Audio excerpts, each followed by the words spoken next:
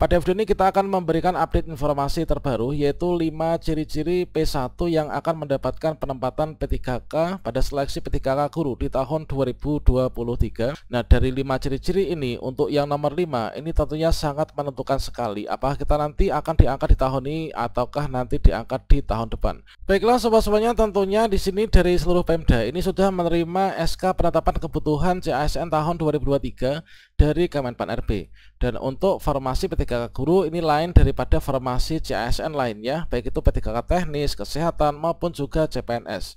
Yang mana untuk P3K guru seluruh formasi ini berada pada Dinas Pendidikan ya.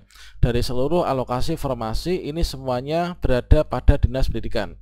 Artinya nggak sama dengan di tahun sebelumnya yang formasi penempatan ini langsung diberikan pada sekolah-sekolah penempatan.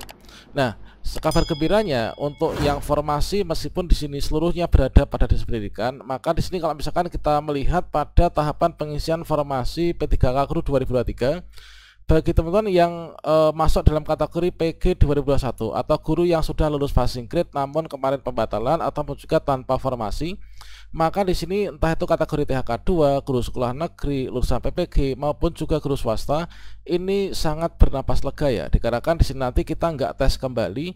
Dan kabar gembira yang kedua ini adalah kita nanti akan mendapatkan urutan penempatan yang pertama. Nah, kalau misalkan kita melihat pada mekanisme seleksi untuk guru yang sudah lulus passing grade, ini nanti kita akan mengikuti seleksi dengan mekanisme penempatan. Artinya ketika kita login ini langsung akan mendapatkan penempatan dan kita nggak perlu mengikuti seleksi menggunakan CAT, sama halnya yang dilakukan oleh teman-teman dari THK 2, guru honor sekolah negeri dan juga teman-teman dari kategori pelamar umum ya. Namun di sini nanti meskipun kita itu sebagai P1, nah P1 ini nanti kan masuk di urutan prioritas yang pertama untuk penempatan. Dan di sini kita hanya penempatan, tidak mengikuti seleksi kembali. Namun di sini kita perlu mengetahui untuk ciri-ciri apakah nanti kita akan bisa diangkat di tahun ini atau tidak. Dikarenakan meskipun kita di sini masuk dalam kategori P1 yang langsung ditempatkan, akan ada banyak juga yang nanti nggak akan bisa diangkat di tahun ini ya. Nah, ciri-ciri bahwa P1 ini nanti bisa diangkat di tahun ini adalah untuk yang pertama, untuk ciri-ciri yang pertama yaitu instansi kita ini harus membuka formasi. Nah, teman-teman P1 ini teman-teman bisa mengecek ya, mengecek di daerahnya masing-masing apakah instansinya itu membuka pendaftaran ataukah tidak. Nah, tentunya masing-masing instansi telah menerima SK penetapan kebutuhan CASN untuk di tahun 2023 untuk pemerintah daerah ya. Kalau misalkan daerah kita membuka formasi, otomatis di sini sudah diberikan SK penetapan kebutuhan ini.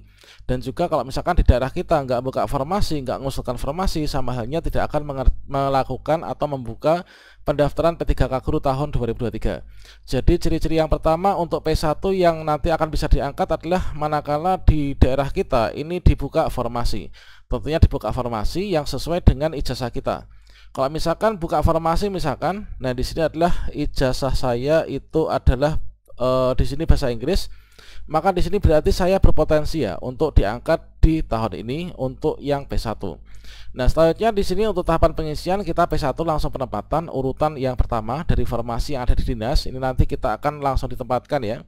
Dan nanti untuk sisa formasi diberikan kepada teman-teman prioritas di bawah kita. Nah, namun di sini perlu kita ketahui bahwa untuk formasi yang dibuka per mapel di daerah kita ini apakah di sana itu perbandingan antara jumlah alokasi formasi dengan jumlah P1 itu kira-kira seperti apa? Nah, misalkan saja seperti ini. Untuk guru agama Islam misalkan, guru agama Islam ini adalah 16, kemudian jumlah P1, kalau misalkan di sini nanti jumlah P1 ini perbandingannya ya. Kalau misalkan guru agama Islam formasi dibuka 16, P1 ini seluruhnya untuk yang ijazahnya PAI itu hanya 10 misalkan. Berarti di sini teman-teman sudah masuk dalam kategori yang 100% nanti akan bisa diangkat di tahun ini. Namun kalau misalkan di sini formasinya ini adalah misalkan di sini kita ambil dari guru IPA ya, guru IPA di SMP, ternyata yang linear ijazah guru IPA yang masuk dalam kategori P1 ini adalah jumlahnya ada 20 misalkan, maka di sini nanti ya akan hanya diangkat 5 ini ya. Untuk 15 ya nanti nggak akan bisa melanjutkan pendaftaran sampai dengan resume. Jadi ciri-ciri yang pertama yaitu manakala di instansi kita ini membuka formasi, maka peluang besar kita nanti akan bisa diangkat menjadi ASN P3K di tahun ini. Kemudian untuk yang kedua ciri-cirinya, untuk ciri-ciri yang kedua yaitu formasi itu setidaknya sama ya, atau kalau lebih baik itu adalah lebih besar daripada jumlah P1-nya. Jadi misalkan di sini untuk formasi, nah formasinya adalah di sini kan antara mapel 1 dengan yang lain tentunya jumlah formasi berbeda sesuai dengan kebutuhan yang dulunya diusulkan melalui mekanisme informasi ya kepada Kemenpan RB. Nah di sini kita bisa mengecek untuk di daerah kita ini adalah untuk formasinya yang dibuka sesuai dengan mapel kita itu apakah sama ataukah lebih besar ataukah lebih kecil. Nah tentunya di sini misalkan ya, misalkan ini adalah dari seluruh P1 misalkan. Nah di sini untuk formasinya ini lebih besar daripada jumlah P1-nya. Nah P1 di sini dari formasi guru kelas yang dibuka 100, untuk P1-nya di sini ada 25 tambah 25 50 ya, 62. Nah untuk P1 jumlah P1 yang ijazah guru kelas adalah di sini ada 65. Berarti di sini masih ada sisa kan? Berarti optimis teman-teman yang P1 dari seluruh kategori pelamar, entah itu THK 2, guru non ASN, lulusan PPG maupun juga guru swasta, ini nanti optimis akan bisa diangkat semua pada tahun ini. Nah, seperti itu teman. Kalau misalkan formasi PJOK misalkan di instansi kita, formasi PJOK di sini adalah ada 10, kemudian di sini yang THK 2 ternyata ada 3, kemudian yang non ASN ada 7. Kemudian saya posisinya adalah di sini misalkan, ini ada 3 misalkan, ada kawan kita, maka formasi ini nanti akan habis untuk penempatan dari teman-teman THK 2 dan juga guru non ASN. Jadi perlu kita pertimbangkan, kita mengetahui lebih lanjut, yaitu untuk formasi yang dibuka itu sama ataukah lebih besar ataukah lebih kecil daripada jumlah P1 yang ada di instansi kita. Dan selanjutnya di sini adalah untuk ciri-ciri yang ketiga. Ini kita menang urutan penempatan atau dalam hal perankingan.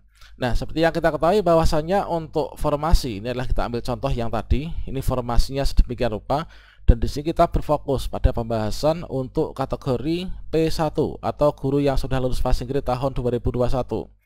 Nah, di sini untuk mekanisme seleksi yang penempatan ini adalah nanti kita ditempatkan di sekolah kita sendiri kalau ada kebutuhan, kalau tidak ya kita carikan di sekolah yang lain ya.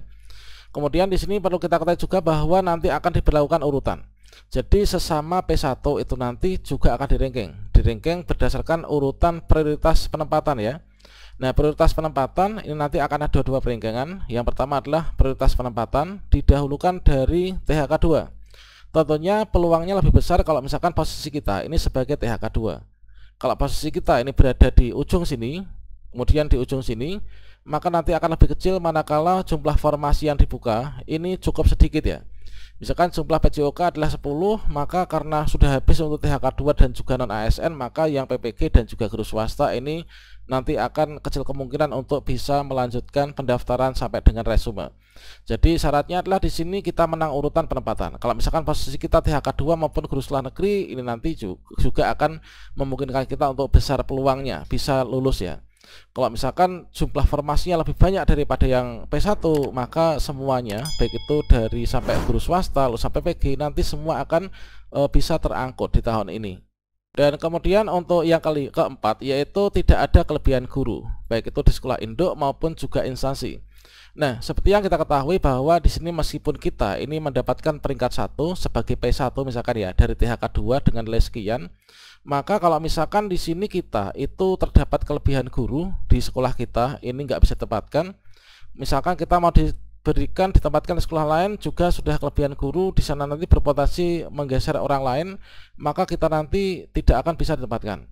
Jadi di sini kalau misalkan teman-teman tidak terjadi kelebihan guru atau teman-teman di sekolahnya itu ada jam mengajar, maka akan besar potensinya untuk diangkat di tahun ini. Jika seluruh ciri-ciri tersebut nanti sudah terpenuhi semua, maka kita akan bisa resume pendaftaran. Kalau misalkan kita login, kita bisa resume pendaftaran yang seperti ini, nanti kita dapat penempatan, kita bisa diangkat.